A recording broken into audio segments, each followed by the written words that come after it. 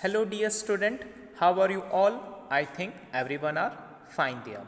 So student, today we are going to begin with the grammar portion of the lesson number 3, which it is, yes, the gift of the Maggie, which is written by, yes, you have to check out the author's detail and the name. Though author's detail and the name is not so important for your syllabus. So you can read for just reference purpose. So no need to by heart or memorize the name of the author or details of the author. So student, here we are going to begin with the grammar portion of the lesson number 3, the gift of the Maggie. So before beginning the grammar portion, I would like to recall what we have read in the previous video. So student, in the previous couple of videos, we have discussed the glossary portion, we have discussed the question and answers and more things about it. Okay. And here in this video, we are going to discuss the grammar. Yes, the grammar portion. Fine. So here we are going to begin. So student, what is a grammar? I want to ask one question. Can anyone tell me what is a grammar? See, grammar is a very important portion of any language. और इन हिंदी व्याकरण एक बहुत ही महत्वपूर्ण भाग है किसी भी भाषा का. In the same manner, grammar is also a part of very important of English subject. If you want to speak a fluent English, if you want to speak a good English, then there should be a grammatical corrections in it. If there is a grammatical corrections in it, then it will be possible to speak a such a fluent and the good and the very enthusiastic English. Understood? This is what we have decided here. So student, today we are going to begin with the grammar portion, and which grammar portion we are going to do? Let's look out with the help of this PowerPoint presentation slides. Today we are going to begin with the PowerPoint presentation on phrasal verbs, where what we are going to learn? A PowerPoint presentation on phrasal verbs. So student, let's begin with the phrasal verbs. So what is a phrasal verbs? How many types of phrasal verbs? Okay, which words can be taken into the phrasal verbs? And the phrasal verbs are divided among how many types? So what is a phrasal verb actually? So the answers of these all questions we are going to learn through this PowerPoint presentation. So student, watch this video thoroughly, revise it and have a better note of it. Okay student, let's begin with another slide. Introduction on phrasal verb. So what it is? Introduction on a phrasal verb. So what is a phrasal verb? A question arises in your mind. So student, what is a phrasal verb with a big question mark? So phrasal verb is very simple. It is very lucid. Anyone can do it. Don't take it as a very tough one. Okay, take it in such a simple and the lucid manner, in such a easy one. Here, a phrasal verb is the combination of a standard verb such as make, of, put with one or two participles or particles. In some cases, the particle is an adverb such as away, togethers. In other, it is a preposition such as through or in. Fine. Example: pass away, pull together, go out or break out. So student, what did we learn from this definition? See, phrasal verb is the combination of the standard verb. So what are the standard verbs? Okay, which were made up of one or two particles or a participles. Okay, in some cases the participle or a particle like adverb is added in the phrasal verbs, where the preposition is also taken in the phrasal verb. Okay, for an example, you can see away. Away okay, with another preposition, it can be an phrasal verb. Here, preposition through or in, it can be an phrasal verb. So telling you in simple word, student, phrasal verb is a words, okay, they are of two types, okay, one is adverb, another one is preposition. One is verb, another one is preposition or adverb. So they are divided among some parts of speech, okay, and the words have been chosen to illustrate the meaning of a sentence in such a two words, where the two words telling the meaning of the whole sentence is called phrasal verb. Understood, student, what it is called? Phrasal verb. So student, let's begin with another slide. I hope you got the meaning what the phrasal verb is. All right, here the another slide. What is a phrasal verb? So the question arises, what is a phrasal verb? In the previous slide, we have discussed the definition of the phrasal verb. Let's begin discuss the phrasal verb in brief. See, a phrasal verb equal to a verb plus a particle. Okay, so student, what do you mean by the verb? Verb is a action. I am teaching you. While teaching, energy is required. So what it is? Action. All right. Okay, I am walking. Walking is a movement. Okay, it is in motion. Then what it is? It is a verb. Okay, you are playing. Playing is a movement. It is a motion. Then what it is? A verb.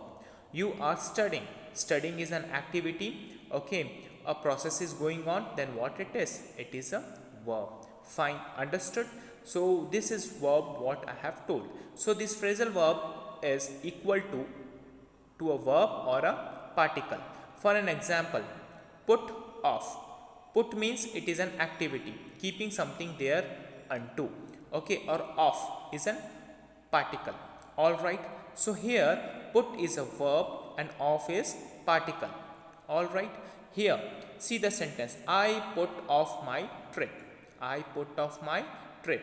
So it means I postponed my trip. So the real meaning of the put off is postponed. So student, if the word is too bigger for making it shorter in such a simple words, then we can use this kind of phrasal verb.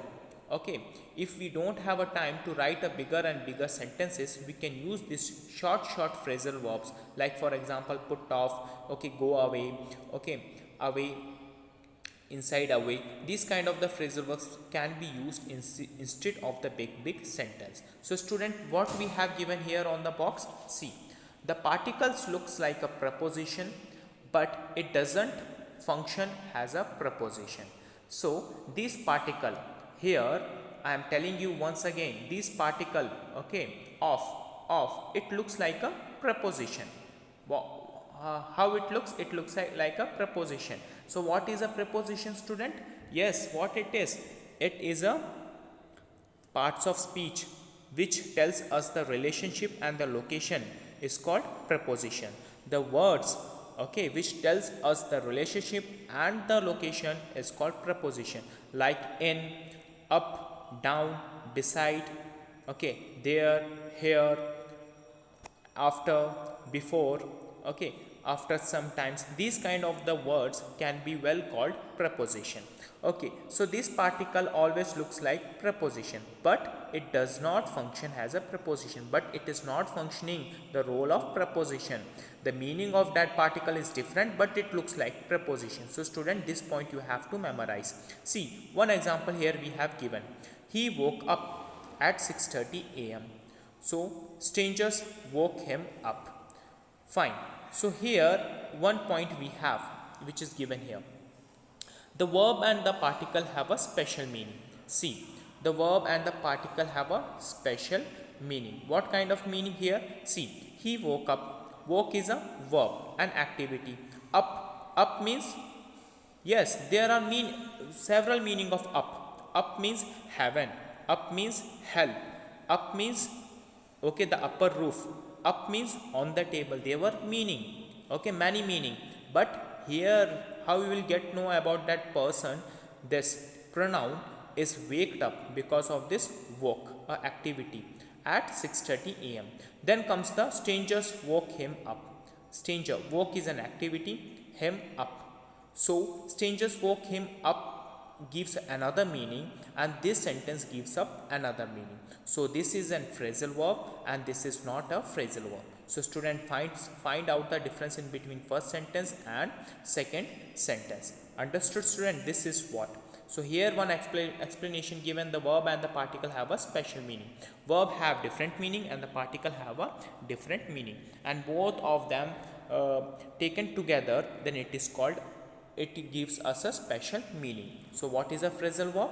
Phrasal verb is a verb equal to a verb plus a particle is called phrasal verb. So student, very important, listen it thoroughly and make a notes beside.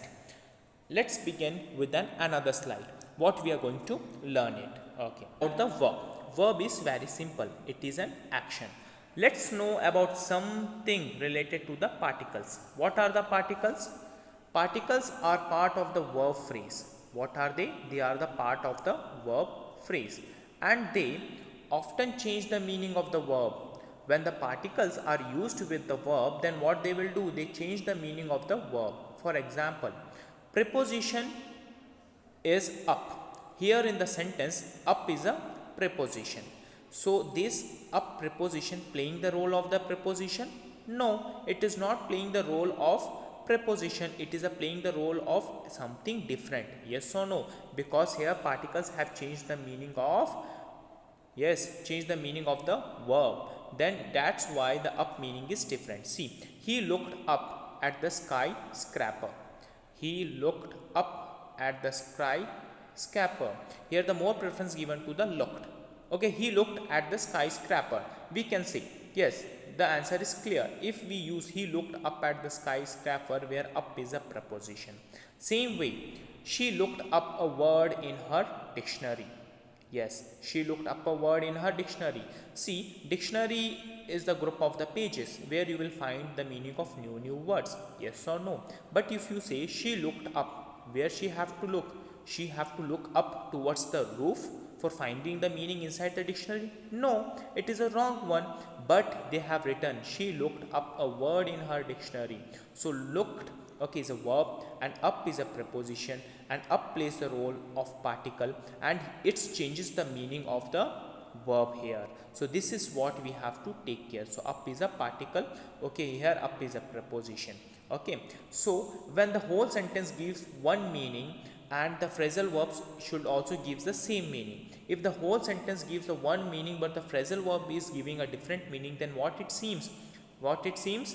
The second word of the phrasal verb is particle. Okay, what it is? It is a particle.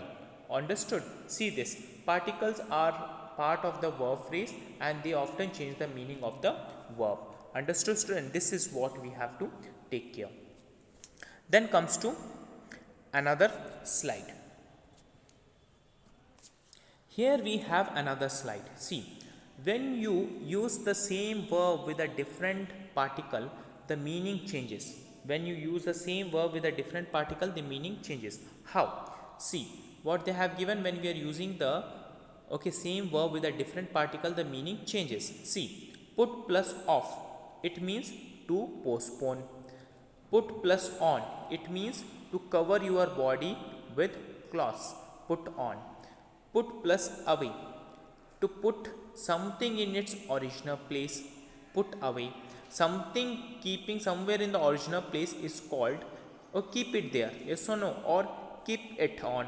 Then here the meaning comes put away. It means we should put somewhere else rather than this original place. See, the meaning is different. Here the word is different but the meaning is different. This is what you have to take care. Put plus back, to return something in its original place. Put, to return something in its original place, it is called put back. To keeping something somewhere in the original place, it is called put away. Or returning something to the original place, it is called put back. So student, these all are the phrasal verbs. 1, 2, 3, 4. So these 4 examples of the phrasal verbs gives us the same verb. It gives us the same verb. See, put, put, put, put. We have the 4 phrasal verbs: put off, put on, okay, put away and put back. Okay, so these all phrases a verb or a phrasal verb have a verb one. Which one? Put. Put is a verb. Here also put is a verb. Here also put is a verb. Here also put as a verb. But the meaning is different. Yes, student, the meaning is different. Here in the first, there is always put, but the meaning is different. So student, don't be get confused. If you see the phrasal verb put, you don't write the meaning like this. Okay, for the put off, don't write the meaning to cover your body with clothes. For the put off, don't write the meaning to return something in its original place. So you have to find a exact meaning. Put off means it should be to postpone. So you should learn the all phrasal verbs with their exact meaning perfectly. Then only you are going to become a perfect in the phrasal verb. So from these phrasal verb, what we have learned, see here we will get the same verb with a different particle, the meaning changes. If the same verb is here, but the particles particle changes, but the particles are different, even the meaning also changes. So student, let's look out on another slide where a one phrasal verb have different meaning. Okay, a one phrasal verb have many meaning or a different meaning. Let's look over that one also. Some phrasal verbs have more than one meaning. What are they? More than one meaning. So which phrasal verbs are they? Some. For example, keep on, it means to continue. Keep on, not to remove something. Take off, it means remove. Or take off, it means leave. See, both keep on, keep on. The meaning is to continue. And here the meaning is not to remove something. Both are take off, it means remove. Both the take off, it means leave. Okay, the plane take off from the runway, it means leave. What it seems? The plane is coming down. No, the plane take off from the runway, it means leave. So what the main title says, some phrasal verbs have more than one meaning.